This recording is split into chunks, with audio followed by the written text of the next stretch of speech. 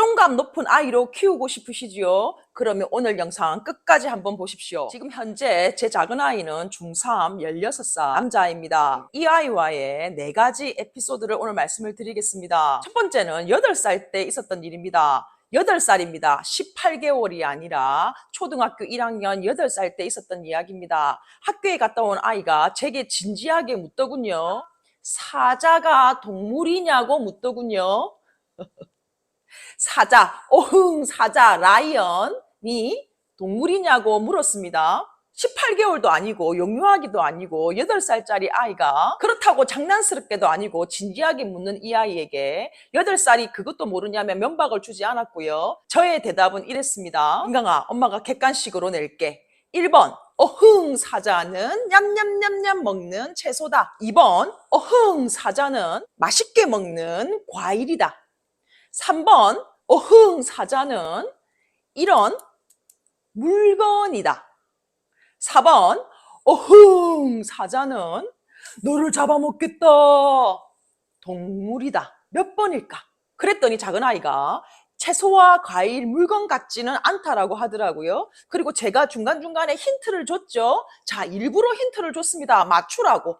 자, 여기서 제가 8살짜리가 사자가 동물인지 모르냐고 면박을 주지도 않았고 무안하게도 하지 않았고 아이를 비난하지도 않았지요. 지금 현재 모르는 게 사실인데 몰라서 묻는 아이에게 그렇게 윽박을 지르면 다시는 제게 그런 질문을 하지 않겠지요. 그리고 엄마가 면박 주는 그 말에 기도 죽겠지요. 자신감도 떨어지고 나아가 자존감도 떨어질 겁니다. 8살짜리 아이가 사자가 동물인지를 모른다는 건 속이 상할 수 있는 일입니다. 그러나 모르는 건 모르는 겁니다. 내가 속이 상해서 애를 찾아오면 애가 사자를 알게 됩니까? 모르는 걸 가르쳐 주는 게 우선이겠지요. 두 번째 에피소드는 작은 아이가 3학년 10살 때 일이었습니다. 학교 갔다 온 아이가 헐레벌떡 뛰어 들어오더니 깜짝 놀란 토끼 눈을 하고 저에게 숨이 넘어갈 듯 말하더라고요. 엄마, 학교에서 무슨 일이 있었는 줄 알아? 하고 제게 다급히 얘기를 하더라고요. 저는 속으로 큰 일이 아니기를, 나쁜 일이 아니기를 바랬습니다. 그리고 천천히 얘기를 해보라고 했지요. 그랬더니 작은 아이가 저에게 눈을 동그랗게 뜨고 말합니다. 엄마, 우리 반 27명 모두가 다 소띠야! 라고 말하는 거예요. 작은 아이가 소띠입니다. 저거 반 27명이 전부 다 소띠라고 너무 놀래서 아이가 왔더라고요. 그래서 제가 이번에는 좀 장난스럽게 대처했습니다. 민강아, 놀라지 마. 엄마 친구들은 전부 다 용띠야. 그랬더니 작은 아이가 엄마 친구들 전부 다 용띠야? 또 2번 놀라더라고요. 그리고 나서 아이에게 친절하게 설명을 했습니다. 민강아, 네가 2009년도에 태어났거든? 2009년도에 태어난 아이들 모두가 소띠야. 그래서 그 아이들이 8살이 됐을 때 그 8살만 모아서 초등학교 입학을 한단다. 그래서 친구들이 8살 똑같지? 그 아이들이 9살 되고 10살 되고 같은 나이가 같다면 띠가 똑같아 라고 제가 친절하게 설명을 했습니다. 그것도 몰랐냐며 바보 같은 얘기를 하냐고 또한 면박 주지 않았습니다. 자, 3번째 에피소드는 제가 지금 김해에 살고 있고요. 저희 친정엄마도 김해에 살고 있습니다. 그래서 자주 보죠. 태어나자마자 지금까지 친정엄마와는 자주 만납니다. 근데 4학년 때였어요. 11살 초4 때 또 친정엄마 집에 갔다가 엄마랑 이런저런 얘기 나누고 맛있는 거 먹고 아이들과 돌아오는 차 안이었어요. 제가 운전을 하고 있었고. 그런데 뒷좌석에 앉아있던 작은 아이가 운전을 하고 있던 제게 묻더군요. 엄마, 김해 할머니랑 엄마랑 무슨 관계야? 라고 묻는 거예요.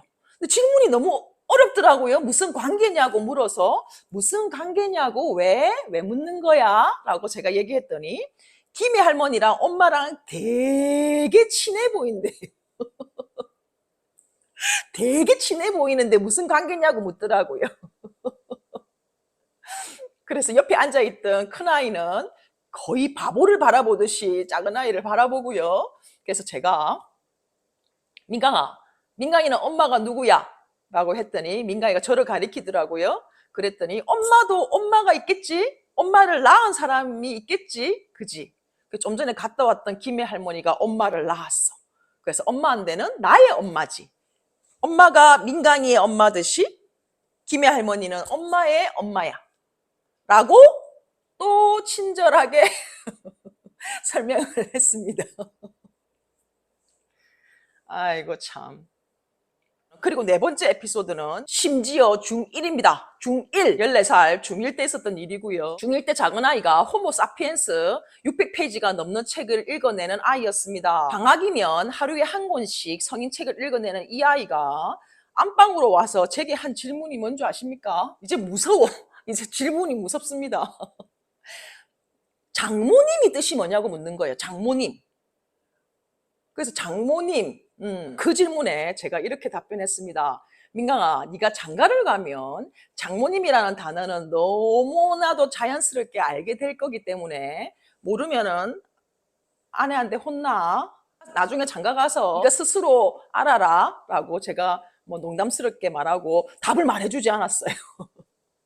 자, 이 네 가지 에피소드와 그리고 거기에 대처한 저의 답변들을 보고 무엇을 느끼셨습니까? 저 또한 작은 아이의 질문에 답답할 때가 있죠. 그러나 이미 아이가 모르는 건 사실인데 그 모르는 사실을 제가 면박 주고 윽박 지르고 비난하고 비아냥거리면 달라질 게 없습니다. 아이만 상처를 받을 뿐이지요. 내 아이가 이걸 모르고 있구나. 좀 속으로 답답하시더라도 그 모르고 있다는 사실을 첫 번째는 인정하셔야 됩니다. 그리고 두 번째는 지금이라도 저에게 물어줘서 고맙다고 생각하셔야 되고요. 그리고 지금이라도 가르쳐 주면 되죠. 아이의 그런 뻘 질문, 아이의 그런 등신 같은 질문, 아이의 그런 답답한 질문에 아이를 한심하게 보거나 아이에게 비난하거나 아이에게 비아냥거리거나 혹은 인신공격성 단어를 써서 아이의 기를 죽이거나 그러지 마십시오. 그것이 곧 아이의 자신감을 떨어뜨리고 그 떨어뜨린 자신감은 낮은 자존감으로 연결되지요. 내 아이가 자존감 높은 아이로 자라길 바라면서 진작 내 아이의 자존감을 깎아먹고 있는 사람은 당신일지도 모릅니다. 아이들은 엄마의 말을 먹고 자랍니다. 진짜로 중요한 부분입니다. 아이에게 화를 내지 말란 말이 아닙니다. 늘 자애롭게 말하라는 것이 아닙니다. 아이에게 쓰는 단어와 문장에 비아냥이나 비난, 인신공격성 말은 없도록 주의하자는 말입니다. 이렇게 저의 인내를 먹고 지금 작은 아이는 너무 멋지게 자랐습니다. 제 입으로